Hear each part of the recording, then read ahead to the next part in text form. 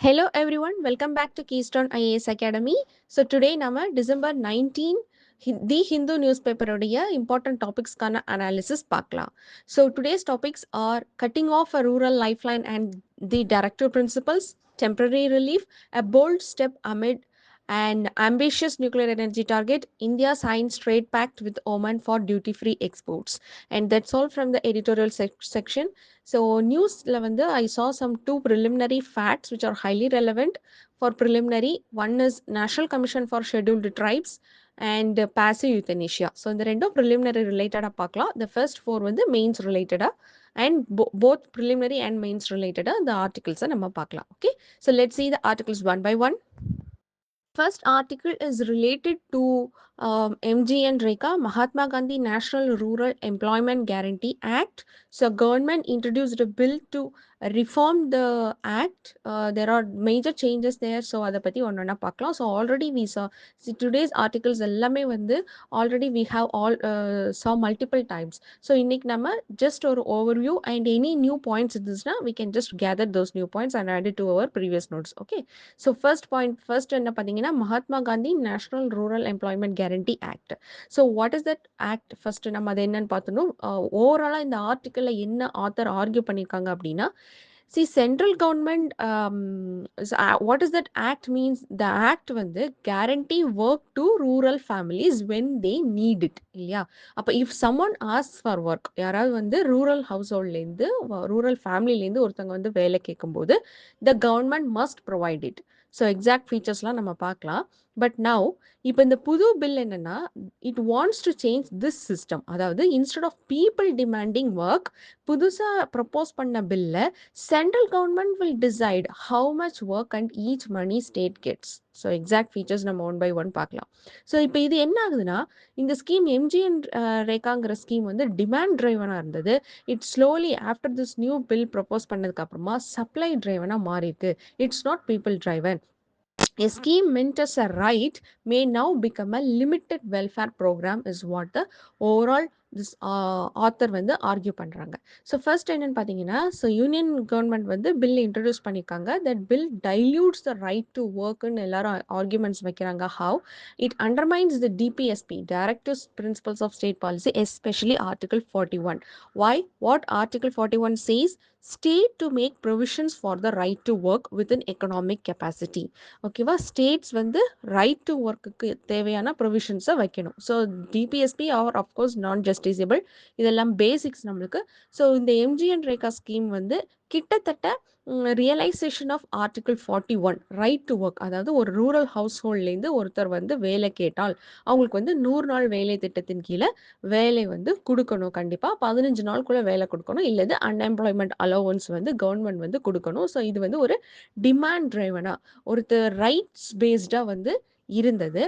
இப்போ let see என்ன change ஆயிருக்கு அப்படின்னு பார்க்கலாம். அதாவது நியூ பில் ப்ரொப்போஸ் பண்ணியிருக்கிறதுல what are the major changes கொண்டு வந்திருக்காங்க and why it is affecting, எதனால அதை கொஞ்சம் ஜஸ்டிஃபை பண்ணுறாங்க, கவர்மெண்ட் வந்து ஏன் அதை வந்து ஜஸ்டிஃபை பண்ணுறாங்கன்னு பார்க்கலாம். ஸோ அது பார்க்கறதுக்கு முன்னாடி first what are the basic features of MGNREGA? First already சொன்ன மாதிரி it is a demand driven. 100 நாள் ஹவுஸ் ஹோல்ட், ஒரு ரூரல் ஹவுஸ் ஹோல்டுக்கு 100 டேஸ் ஆஃப் ஒர்க், 100 நாள் வேலை திட்டம். அண்ட் இந்த வேலை வந்து நேஷ்னல் ஆல் ஓவர் த இந்தியாவுக்கு தேவையான ஆர் பில்டிங் ஒர்க்ஸ், தென் கிளைமேட் ரெசிலியன்ட் ஒர்க்ஸ், ஸோ அந்த மாதிரி நிறைய பில்டிங்ஸ் வந்து கன்ஸ்ட்ரக்ட் பண்ணுறாங்க, நிறைய ப்ராஜெக்ட்ஸ் வந்து கண்டக்ட் பண்ணிட்டு இருக்காங்க. ஸோ அதை வந்து இந்த வேலையாட்கள் வச்சு பண்ணுறாங்க.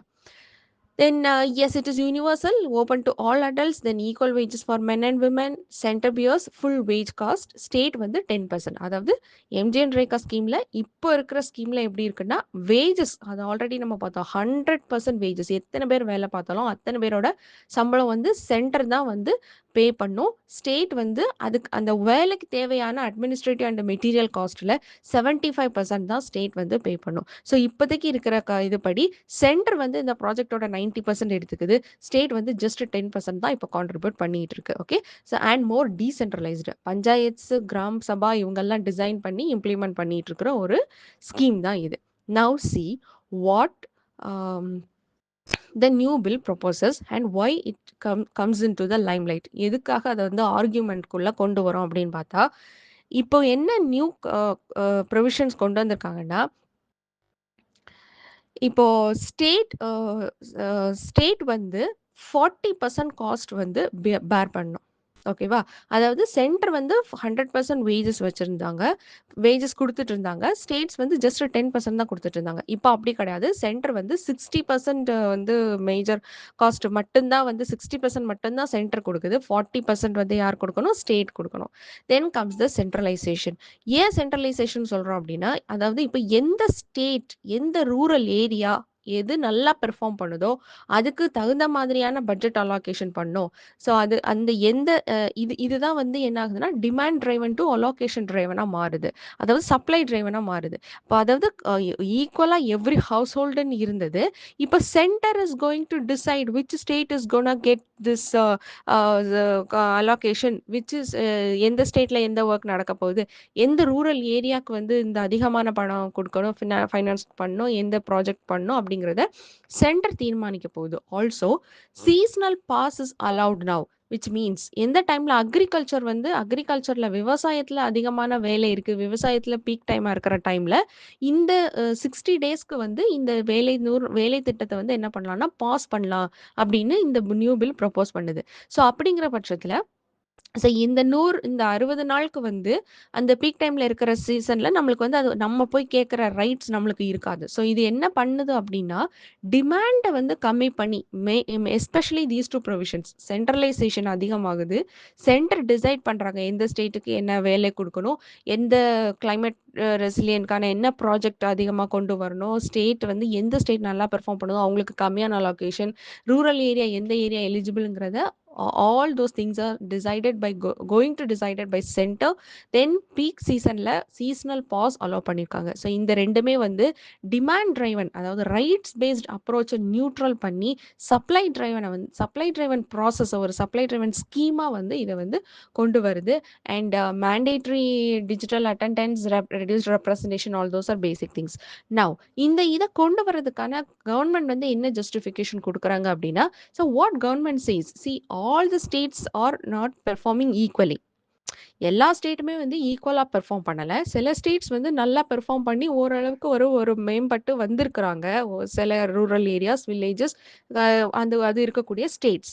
சில ஸ்டேட்ஸ் இன்னும் பின்தங்கியே இருக்கிறாங்க. அப்ப நம்மளுக்கு இப்ப வந்து ஒரு ஈக்குவல் ரெப்ரசன்டேஷன் இல்ல. நம்ம எந்த இடம்ங்கிறத பர்ட்டிகுலரா பாயிண்ட் அவுட் பண்ணி சென்டர் வந்து ஃபோக்கஸ் பண்ணா தான் இந்த ஸ்கீமோடைய ஓவரால் அவுட்புட் வரும். அப்படிங்கிற ஒரு ஒரு பாயிண்ட் குடுத்திருக்காங்க. தென் நெறைய சோஷியல் வெல்ஃபேர் ஸ்கீம்ஸ் இருக்கு.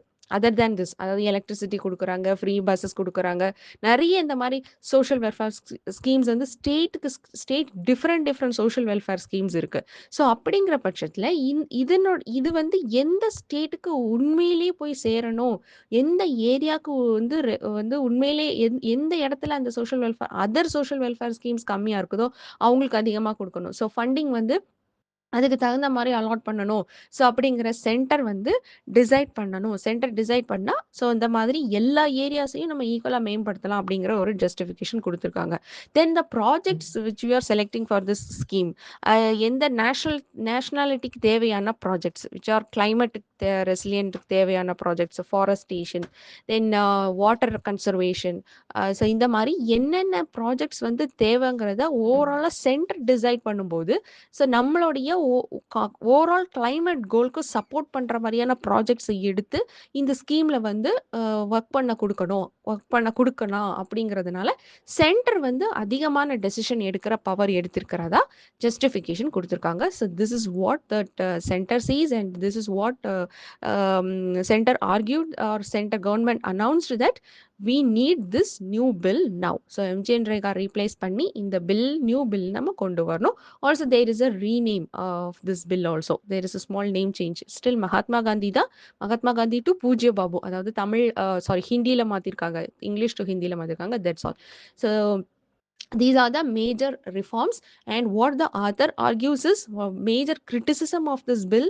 What is the major criticism? New bill weakens right to work, undermines DPSP, especially Article 41, erodes federalism because centralization இப்போ அதிகமாக இருக்கு, increases vulnerability of rural poor, and viewed as prioritizing corporate concessions over welfare. Okay, so these are the major arguments.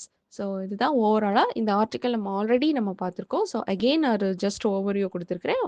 I hope you understand.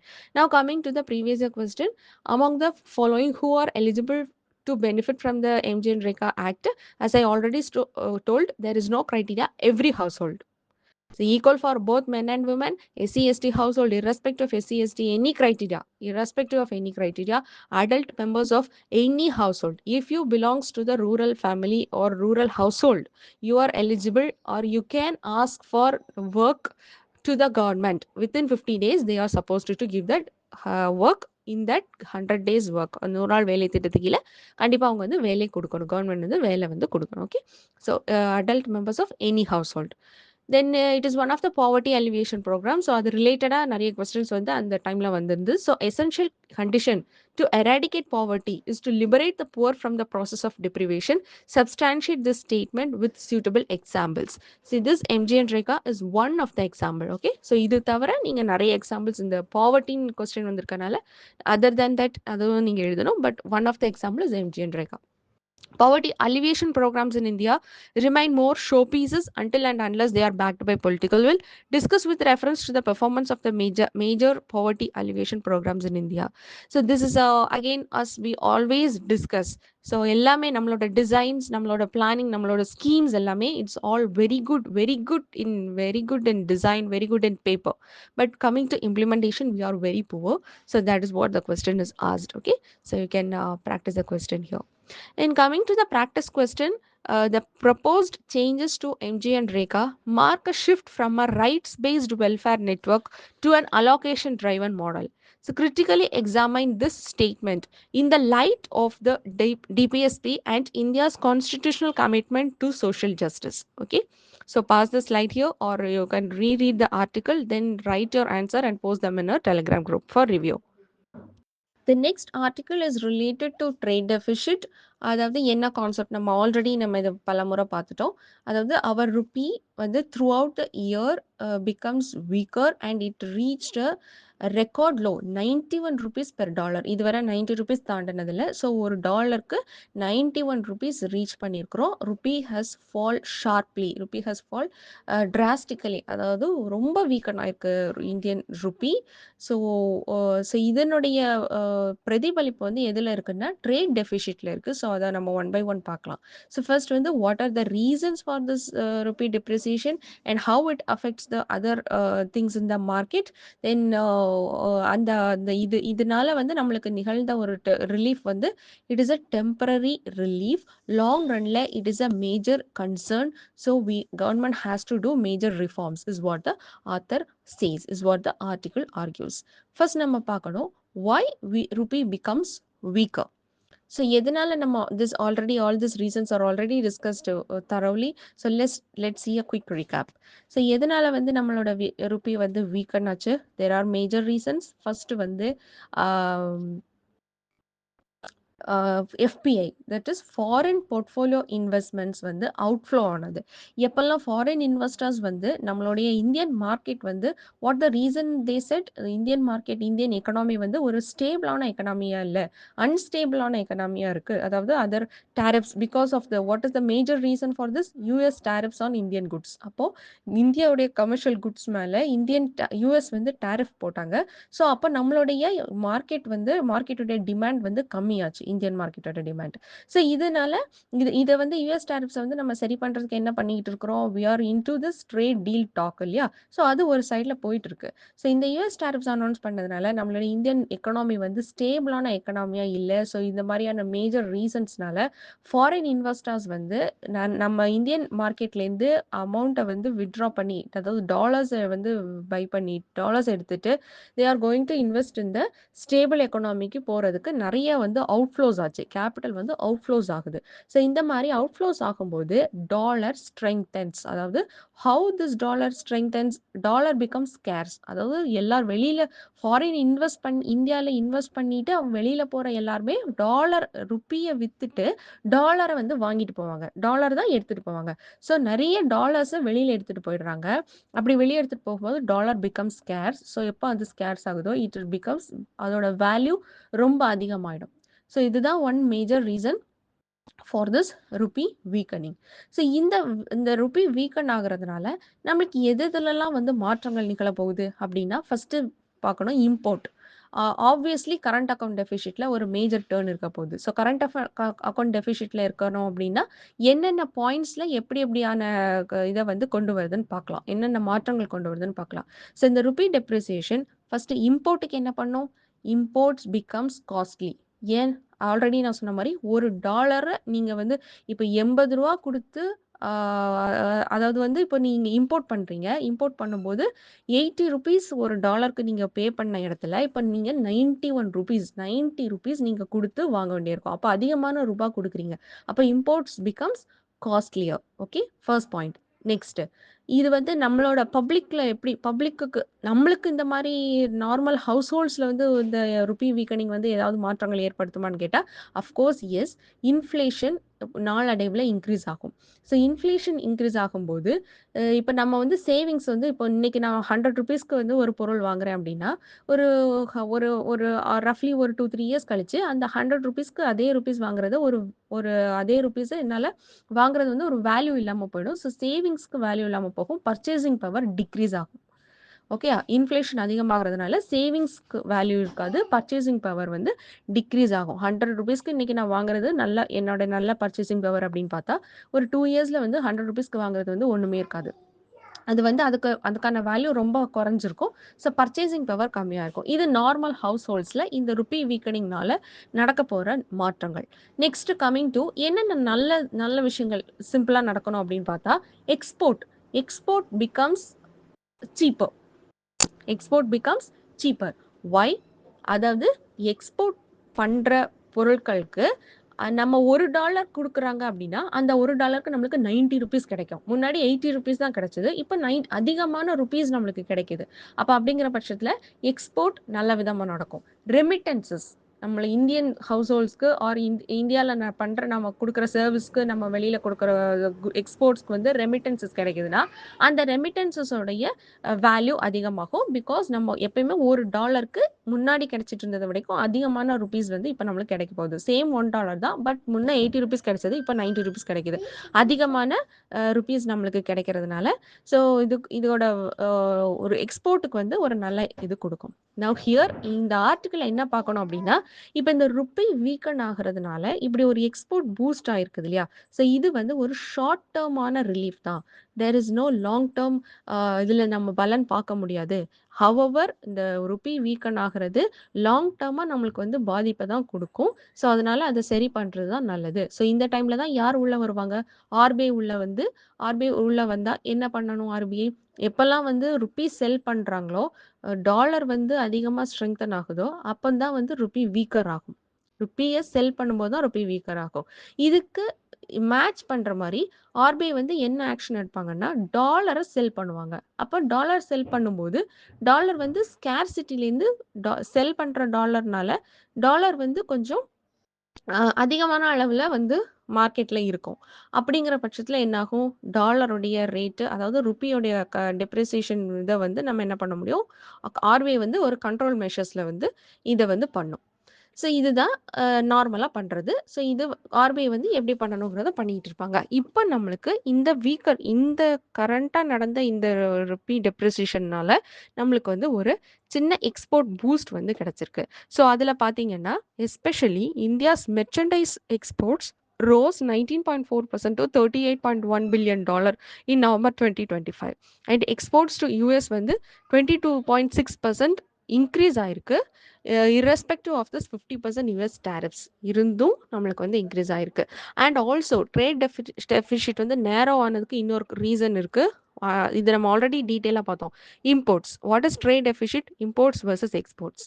Imports அதிகமா இருந்தால், எக்ஸ்போர்ட்ட விட imports அதிகமா இருந்தால், trade டெஃபிசிட்ன்னு நம்ம trade டெஃபிசிட்டோட வேல்யூவ நம்ம கால்குலேட் பண்றோம். அப்போ இம்போர்ட் வந்து ஈவன் தோ வந்து அதிகமா இருந்தும், எக்ஸ்போர்ட் கொஞ்சம் கூட அதிகரிச்சிருக்கிறதுனால, ட்ரேட் டெஃபிசிட்டோட வேல்யூ வந்து கொஞ்சம் குறைஞ்சிருக்கு. அதாவது அ இம்போர்ட்ஸும் அதிகமா தான் இருக்கு. பட் எக்ஸ்போர்ட்டோட வேல்யூ கொஞ்சம் கூட கூட ட்ரேட் டெஃபிசிட்டோட அளவு குறையுது. ஓகேவா? Yes, this. Why author says this relief is temporary அப்படின்னா, மேஜர் எம்எஸ்எம்இஸ் வந்து லேபர் இன்டென்சிவ் செக்டார்ஸா இருக்கிறாங்க. ஸோ அவங்களால இத லாங் டர்மா வந்து இத சஸ்டெயின் பண்ணிக்க முடியாது. So they cannot absorb losses for long. Okay. So that is one reason. Then supply chain shifts take time. Then reports indicate falling export orders from January. ஜனவரிலேருந்து export orders கம்மி ஆவறதுக்கான chances இருக்குன்னு குடுத்துருக்காங்க. Then trade டெஃபிசிட்டோட value குடுத்துருக்காங்க. How much import fell ஆயிருக்குன்னா 1.9%. இதுவும் வந்து ட்ரேட் டெஃபிசிட்ட வந்து அ ரெட்யூஸ் பண்ணியிருக்கு. So there are 2 reasons trade deficit narrow ஆனதுக்கு. One is imports little bit fell and exports especially merchandise exports. So there are 2 types of export இருக்கு. Merchandise and service. அதுல எஸ்பெஷலி இப்ப நடந்தது மெர்ச்சன்டைஸ் எக்ஸ்போர்ட்ஸ் வந்து little bit increase ஆயிருக்கு. So because of these 2 reasons trade deficit got narrowed and what the author says this is a temporary relief. What government should do? Propose export promotion mission to ease exporter stress. Details yet to be notified. Okay. Then what are the other suggested measures? First one the credit guarantee scheme. Then could adapt COVID era support measures. அந்த time பண்ணோம் இல்லையா? So அந்த மாதிரி நிறைய other RBI வந்து monetary பாலிசில என்ன பண்ணுவாங்க? ஆர்பிஐயோட இது வந்து மானிட்டரி பாலிசில ரிப்போ ரேட் கம்மி பண்ணுவாங்க. அது நம்ம பார்த்தோம். ரிப்போ ரேட்னா என்ன? அதாவது லோன் குடுக்குற ஒரு ஆர்பிஐ வந்து கீழ இருக்க பேங்க்ஸ்க்கு ஒரு வட்டி வச்சு ஒரு இன்ட்ரெஸ்ட் ரேட் வச்சு அந்த பேங்குக்கு ரூபா குடுக்குது. That is called repo rate. ஏன் அந்த ரிப்போ ரேட்ட வந்து குறைக்கணும்? அப்படி குறைச்சா வந்து இன்ட்ரெஸ்ட் ரேட்ட வந்து பேங்க் வந்து பப்ளிக்குக்கு கம்மியான விலையில குடுக்கும். அதாவது பேங்குக்கு கம்மியான விலையில கிடைச்சதுன்னா, பேங்க் ஆட்டோமேட்டிக்கா பப்ளிக்குக்கு கம்மியான இன்ட்ரெஸ்ட் ரேட்ல குடுக்கும். கம்மியான வட்டிக்கு லோன் குடுப்பாங்க. ஸோ எப்பல்லாம் வந்து பேங்க் வந்து கம்மியான வட்டிக்கு லோன் குடுக்குறாங்களோ, நெறைய பேர் போய் வாங்குவாங்க. லோன் எடுப்பாங்க. லோன் எடுத்து கார் வாங்குவாங்க, வீடு வாங்குவாங்க. ஸோ இந்த மாரி பண்ணும்போது நம்ம என்ன பண்றோம்? அ ஸ்பெண்டிங் வந்து அதிகப்படுத்துறோம். அதேபோல பிசினஸ்ல இருக்கிறவங்க என்ன பண்ணுவாங்க? நெறைய சின்ன சின்ன எம்எஸ்எம்இஸ் போயிட்டு லோன் எடுப்பாங்க. வட்டி கம்மியா இருக்கும் டைம்ல. லோன் எடுத்து இன்வெஸ்ட் பண்ணுவாங்க. அதேபோல கவர்ன்மெண்ட் என்ன பண்ணுது? எக்ஸ்போர்ட் ப்ரமோஷன் ஸ்கீம் பண்றாங்க. கிரெடிட் கேரண்டி ஸ்கீம் குடுக்குறாங்க. தென் பப்ளிக் எக்ஸ்பெண்டிச்சர் இன்கிரீஸ் பண்றாங்க. ஸோ இதெல்லாம் பண்ணும்போது என்ன ஆகும்னா, டிமாண்ட் இன்கிரீஸ் ஆகும். டிமாண்ட் இன்கிரீஸ் ஆகும்போது ஆட்டோமேட்டிக்கா புரொடக்ஷன் லெவல் இன்கிரீஸ் ஆகும். ஸோ இது வந்து நம்மளுடைய ரூபி வந்து ஸ்டேபிள் பண்றதுக்கான one of the measure. So இதனால நாளடைவுல ட்ரேட் டெஃபிசிட்லயும் மாற்றங்கள் நிகழும். அதேபோல வீக்கர் ரூபிக்கு வந்து லாங் ரன்ல it is not that good.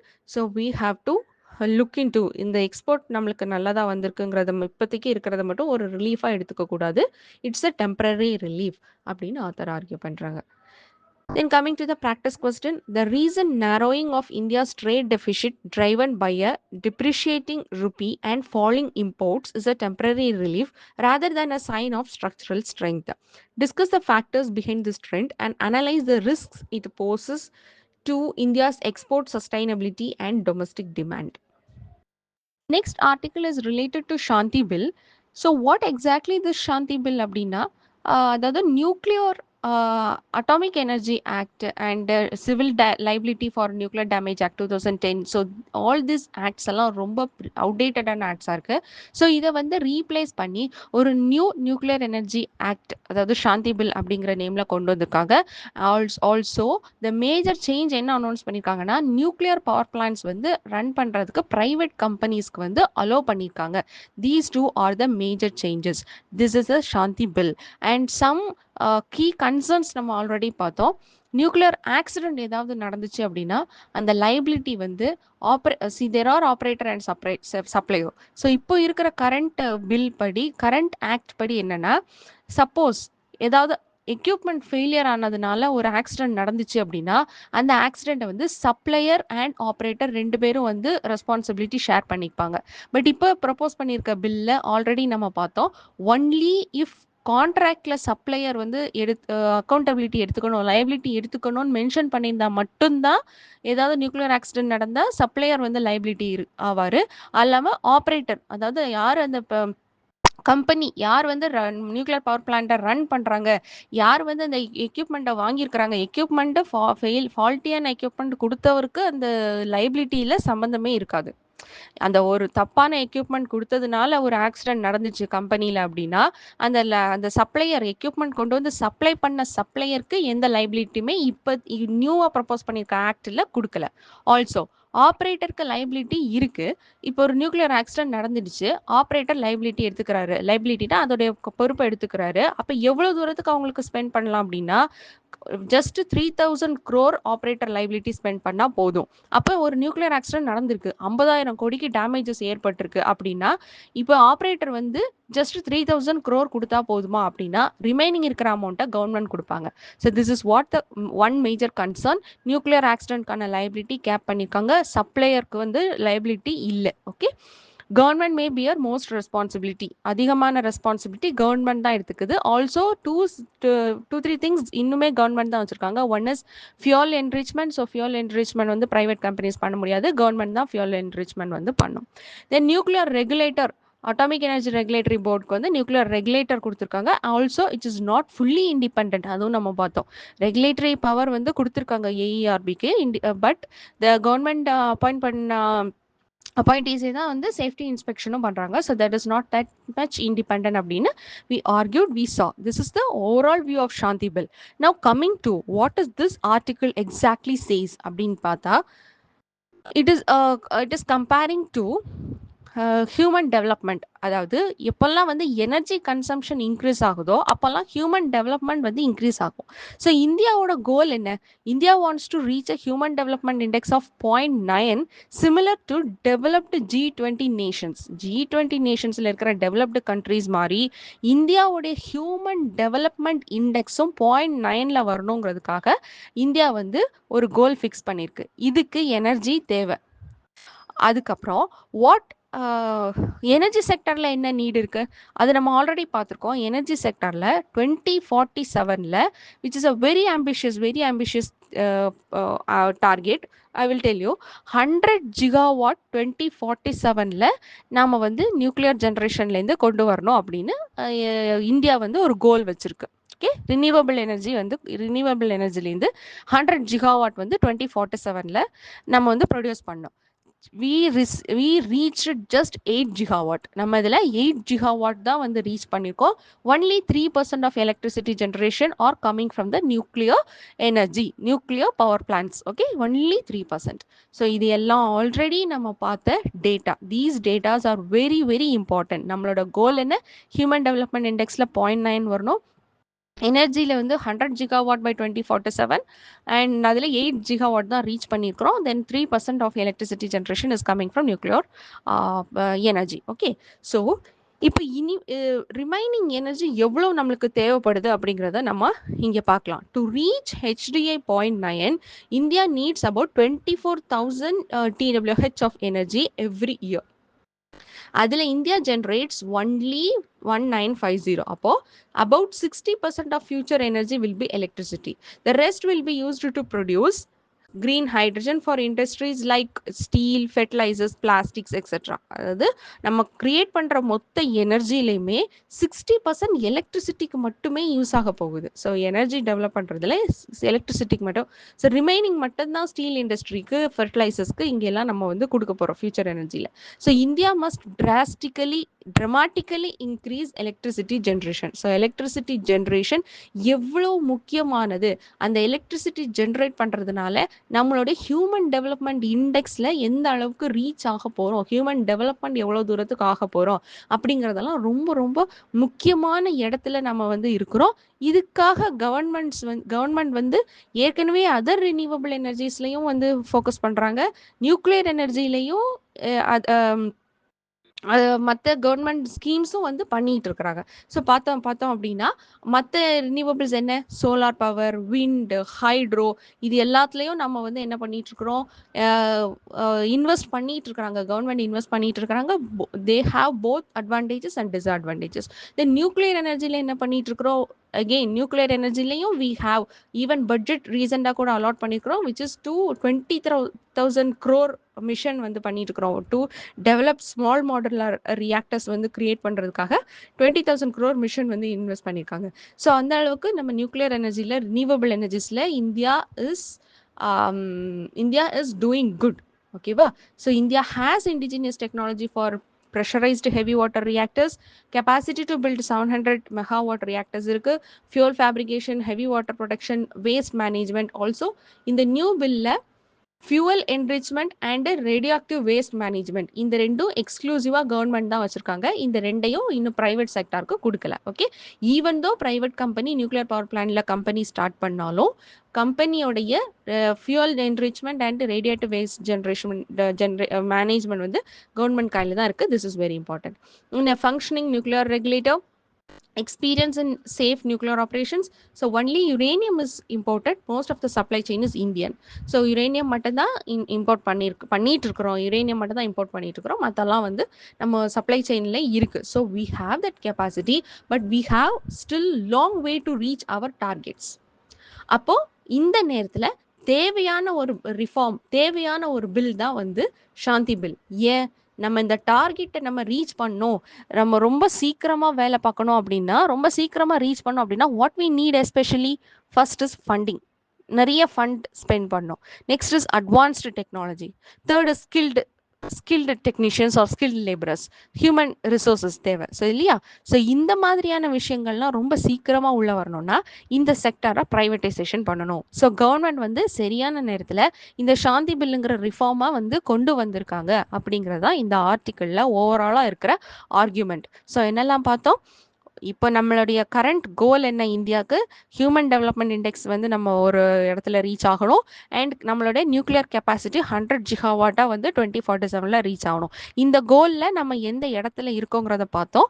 இதுக்கு கவர்மெண்ட் வந்து என்னென்ன ஸ்டெப்ஸ்லாம் எடுத்துட்டு இருக்கிறாங்க? ரினியூவபிள் எனர்ஜியில் ஃபோக்கஸ் பண்ணிட்டு இருக்காங்க, நியூக்ளியர் ஜென்ரேஷனுக்கு வந்து பட்ஜெட் ஸ்பெண்ட் பண்ணிட்டு இருக்காங்க, எல்லாமே பண்ணிட்டு இருக்காங்க. Still we have a long way to கோ.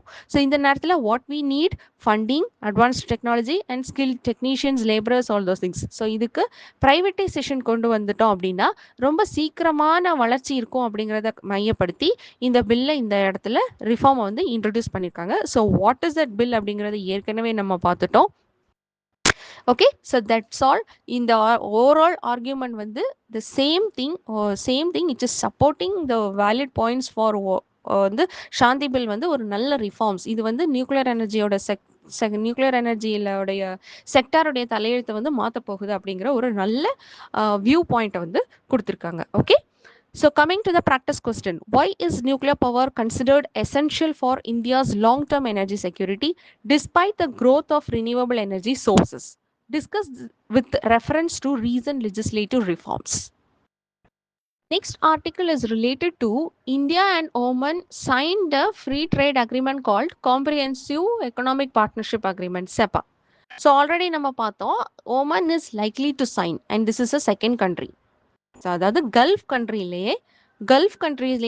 கண்ட்ரீஸ்லேயே வந்து செகண்டாக வந்து நம்ம இந்தியா கூட ஃப்ரீ ட்ரேட் அக்ரிமெண்ட் சைன் பண்ணுற கண்ட்ரி வந்து என்னது? Oman. Okay, then just go and find out which is the first country. இது நம்ம நேத்தோட ஆர்டிக்கிளில் நம்ம பார்த்தோம். Okay, so you just go and find out which is the first Gulf country with free trade agreement நமக்கு இருக்குது.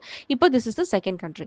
No இதனால நம்மளுக்கு என்ன பலன் கிடைக்க போகுது அப்படிங்கிற ஜஸ்ட் ஒரு சிம்பிள் ஆர்டிக்கிள் தான் இது. So Oman will allow almost all Indian exports to enter duty free. So free trade அக்ரிமெண்ட்னா என்ன? இந்தியாவுடைய எக்ஸ்போர்ட்ஸ், இந்தியா வந்து என்னென்ன ப்ராடக்ட்ஸ்லாம் விற்கிறோமோ, நம்ம எக்ஸ்போர்ட் பண்ணுறோமோ அதெல்லாம் வந்து ஓமனுக்குள்ளே டியூட்டி ஃப்ரீயாக வந்து டேக்ஸ் ஃப்ரீயாக வந்து என்ன பண்ணுவாங்க? ஓமனுக்குள்ளே நம்மளோட ப்ராடக்ட்ஸ் வந்து போகும். இதனால என்ன ஆகும்? இந்தியன் எக்ஸ்போர்ட்டர்ஸ் வந்து அதிகமாக இன்னும் எக்ஸ்போர்ட் பண்ணுவாங்க. சர்வீஸ் செக்டர் ப்ரொஃபஷனல்ஸ்க்கு யூஸ்ஃபுல்லாக இருக்கும். பிகாஸ் அதிகமாக பணம் கிடைக்கும் அவங்க கொடுக்குற சர்வீசஸ்க்கு. ஒர்க்கர்ஸ் வந்து மொபிலிட்டி அதிகரிக்கும் இந்தியாவுக்கும் ஓமனுக்கும் இடையில.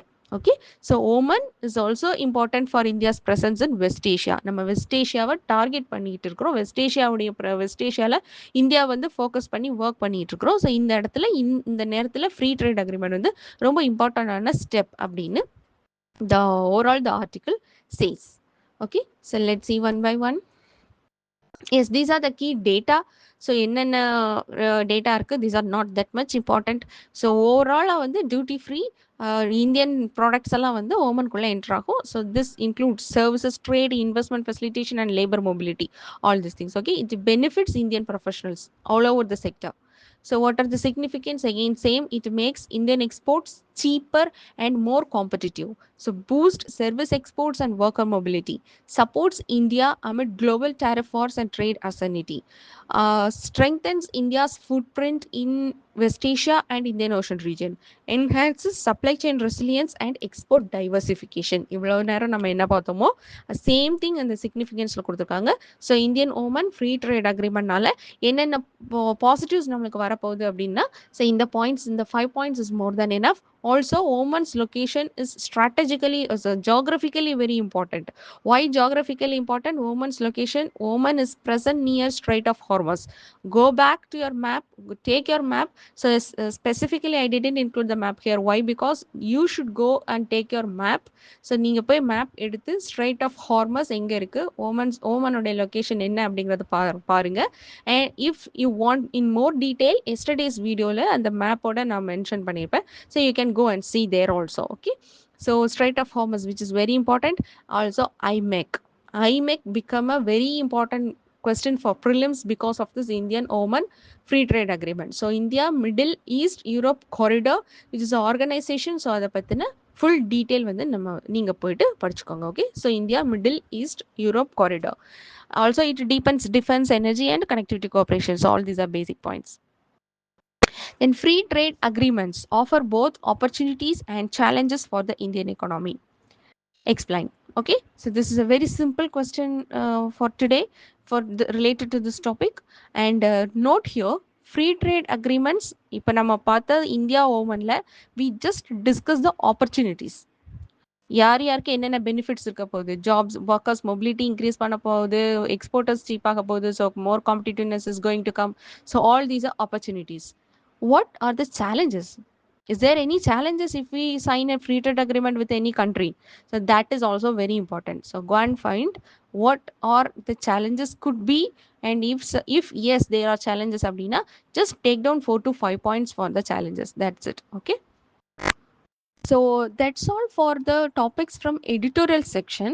Now I saw that ஒரு ரெண்டு important newsல வந்து I saw the relevant preliminary facts. ஓகேவா, so we can just discuss here. Just I will read through. So நீங்கள் போய் இதை அப்படியே வந்து உங்களோட ஸ்டாட்டிக் நோட்ஸில் இப்போ அதை போயிட்டு ரீட் பண்ணி ஒரு தடவை அந்த ஸ்டாட்டிக் நோட்ஸில் பார்த்து ஞாபகப்படுத்தி வச்சுக்கோங்க. Okay, so first one is national commission for scheduled tribes, which is a constitutional body under Article 338A. This is very, very important. And formed 2004 by 89th Constitutional Amendment Act 2003 and separated from National Commission for Scheduled Caste and SC and ST. அதுலேருந்து பிரித்து 2004 வந்து form பண்ணாங்க.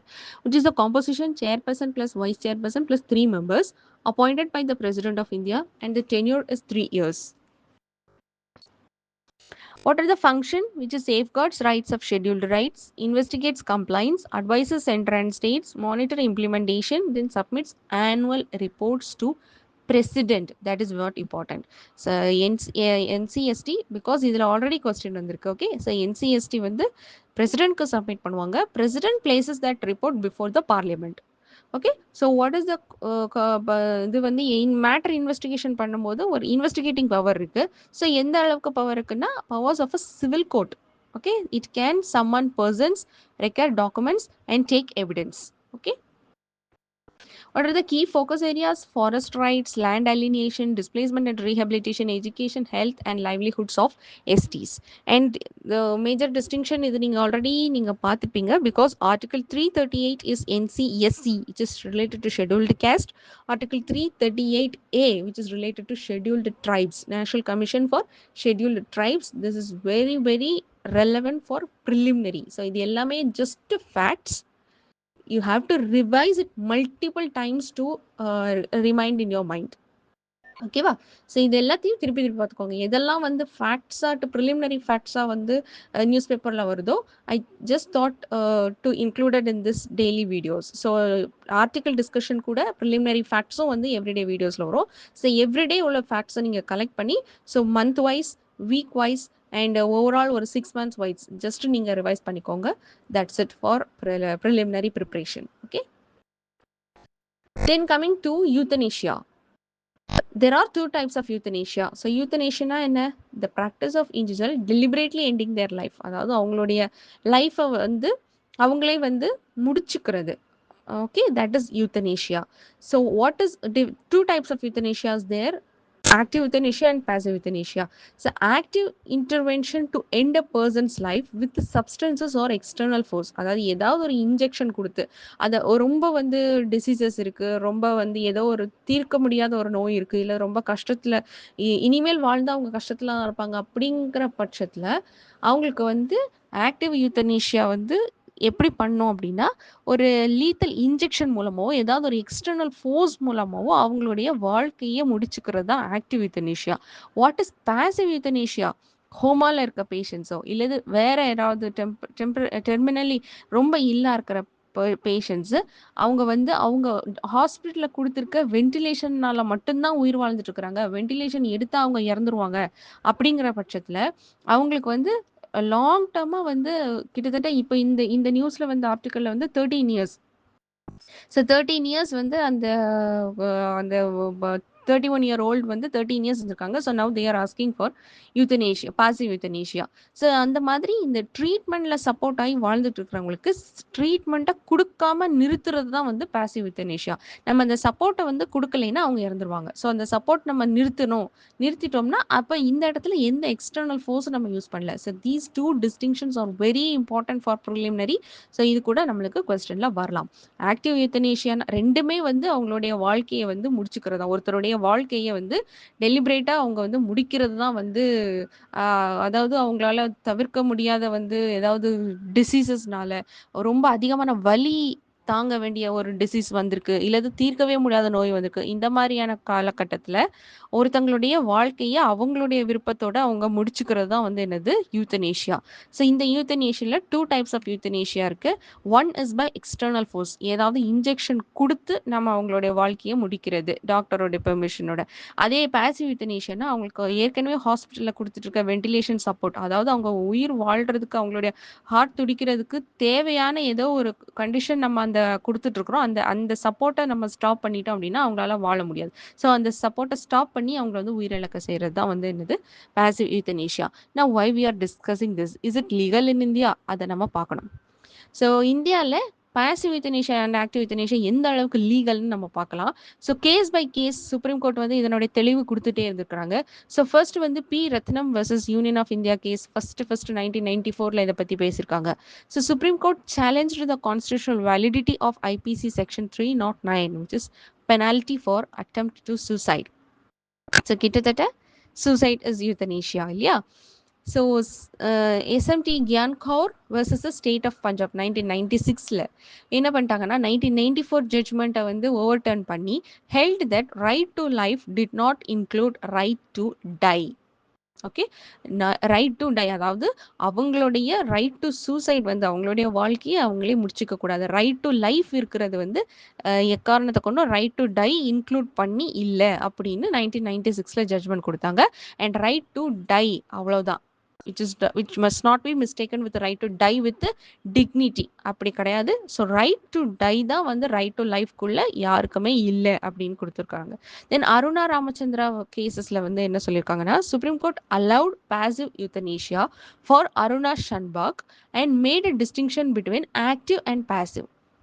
ஓகேவா? So active euthanasia தனி, passive euthanasia தனின்னு பிரித்து passive யூத்தனேஷியாவை சில சிச்சுவேஷன்ஸில் சுப்ரீம் கோர்ட்டை அலோவ் பண்ணுச்சு in the case of Aruna Ramachandra.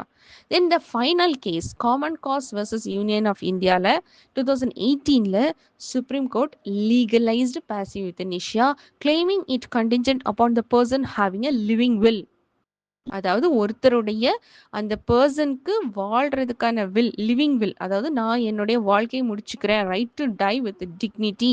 So நான் வந்து இதுக்கு மேலே இந்த சப்போர்ட் எடுத்து நான் வாழ விரும்பலை அப்படிங்கிற பட்சத்தில் பேசிவ் யூத்தனேஷியா பண்ணலாம். It is legal in India. எந்த கேஸ் வழியாக வந்திருக்கு? Common cause versus union of இந்தியாவில் supreme court legalised passive euthanasia. So if a person does not have a living will, his or her family members can make a plea before the High Court to seek permission for passive euthanasia. Okay, so what Supreme Court recently did has agreed to significantly ease the procedure for passive euthanasia by altering the existing guidelines for living wills, okay, which is laid out in 2018 case. So this is the reason enna passive euthanasia is legal, not active euthanasia. Okay, so passive euthanasia is legal, which has a necessary steps R necessary procedure இருக்குது. So அது மூலமாக போய் ஹைகோர்ட்டில் apply பண்ணி permission வாங்கி passive euthanasia பண்ணலாம். So living Wills அப்படிங்கிற existing guidelines வந்து கொடுத்துருக்காங்க. லிவிங் வில்ஸ் அப்படிங்கிற கைட்லைன். ஸோ அது மூலமாக என்னென்ன பேசிவ் யூத்தனேஷியா பண்ணுறதுக்கான ப்ரொசீஜர் இருக்கோ அதை ஃபாலோ பண்ணிக்கலாம். எந்த கேஸில் வந்துச்சு? Common cause. So this is very very important. The evolution of euthanasia legality and recent condition. ரீசன்டா என்ன clause இருக்கு அப்படிங்கிறது important. So that's all for today. Hope you understood all the articles. If you have any doubts, ஏதாவது doubts or clarifications இருந்தா, you can post in our comment section or you can text me in our telegram group. I will address it in the next video or I will give you the text explanation. Okay, so do practice your answers every day with the time limit. எப்பயும் சொல்ற மாதிரி 7 minutes or 10 minutes fixed to that, அந்த time லிமிட்குள்ளே எழுதுங்க. If you want the answer review, just post your answer in our telegram group or you can send me personally, so that your answers will get reviewed and you will get the feedback also. Okay, so see you in the next class. Thank you.